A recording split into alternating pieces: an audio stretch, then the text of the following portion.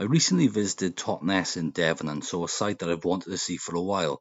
There is some intriguing folklore associated with it.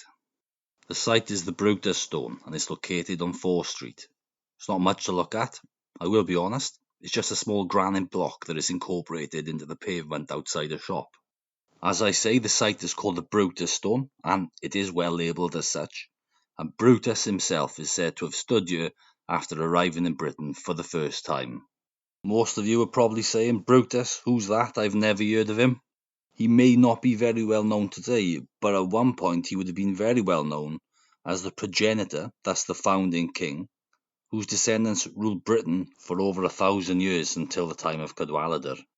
One of the oldest and best known versions of his story is from Geoffrey of Monmouth's Historia Regum Britanniae, written in the 1130s. Brutus was a descendant of Aeneas, a refugee from the Trojan War who had settled in Italy. Brutus is forced to flee Italy, and he then travelled to Greece to gather more ethnic Trojans, on to Gaul, and then to Britain, where they built the new Troy. This was essentially a sequel to the much older Aeneid, the poetic work by the classical author Virgil, which described the origin legend of Rome. As Brutus and his companions travelled to Britain, the first place where these Trojan War descendants land is said to be Totnes. The text says that Brutus set sail with the wind towards the promised island, meaning Britain, and arrived on the coast of Totnes.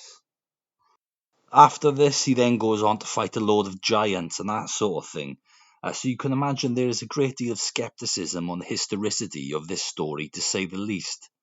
But it is presented by Geoffrey of Monmouth as historical, translated from a source in the British tongue, according to him, and for most of the last 1,000 years at least, his story was thought to be real and authentic history, particularly in Wales.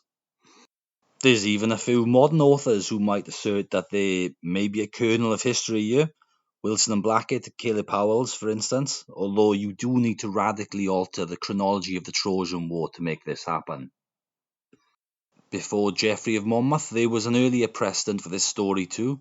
In the 9th century Historia Britonum, Brutus is described, and the island is named after him, and there's a similar-ish founding to Britain to that of the Historia Regum Britanniae, but no mention of Totnes in that source. But it's clear that in the 9th century, the Britons themselves were promoting the idea that they had classical origins. Okay, so that's enough of a background. So what's the earliest written reference to the actual stone in connection with Brutus? Well, I can find something from John Prince's Worthies of Devon, published in 1701, but collected late in the 17th century.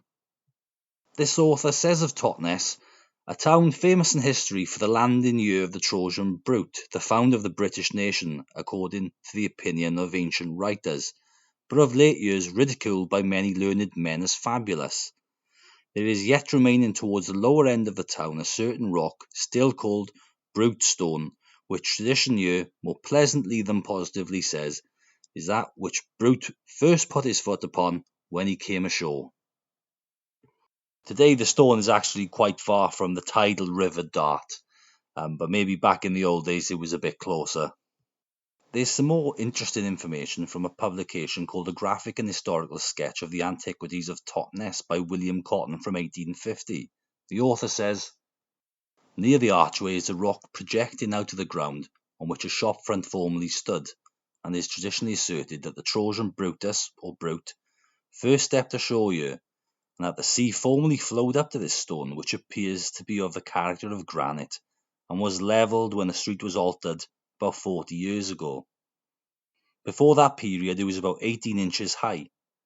The stone is still visible, being upon a level with the foot pavement outside the south wall of a house belonging to John Bartlett, Esquire, just opposite the Corn Market, and what now remains has a superficial surface of about 2 feet in length and 18 inches in width, shaped like a kidney bean.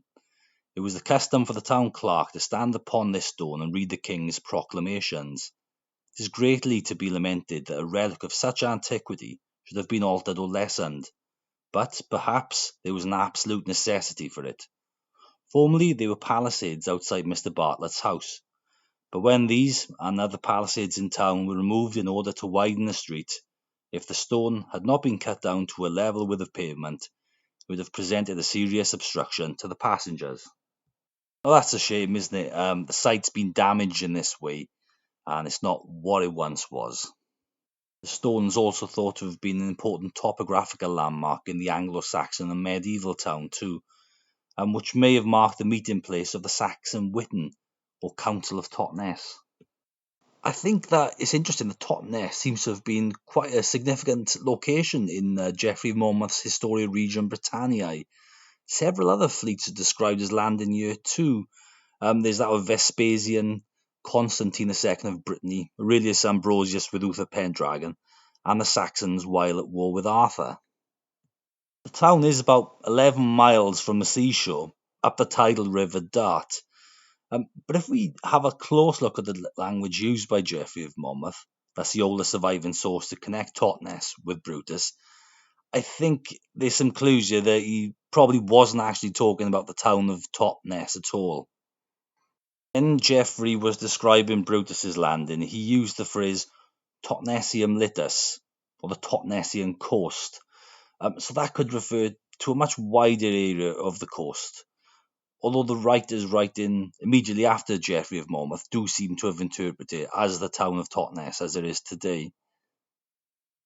Could it have been more likely that Geoffrey of Monmouth was referring to a location slightly downriver, more on the coast, Dartmouth? It's interesting that a number of large fleets assembled at Dartmouth as part of the Crusade in the 12th and 13th centuries. Sometimes these fleets numbered into the hundreds of ships. Dartmouth seems to have been associated and controlled by the Lords of Totnes, so it's possibly Dartmouth that was intended by Geoffrey of Monmouth, I would suggest. Although conceivably it could have even been a location slightly further away, as Totnesium litus I could see as referring to a wider area of the Devon coast. There's actually a really good article on this by John Clark, and you can Google that and find it. And it goes into other possibilities for locations too. So yeah, I recommend having a read of that. So there we are. I will leave you with that. It was a very nice town to visit, Totnes too. Some really interesting folklore and legend, and a nice little town with some tea rooms and that sort of thing, jam and scones, and well worth a visit.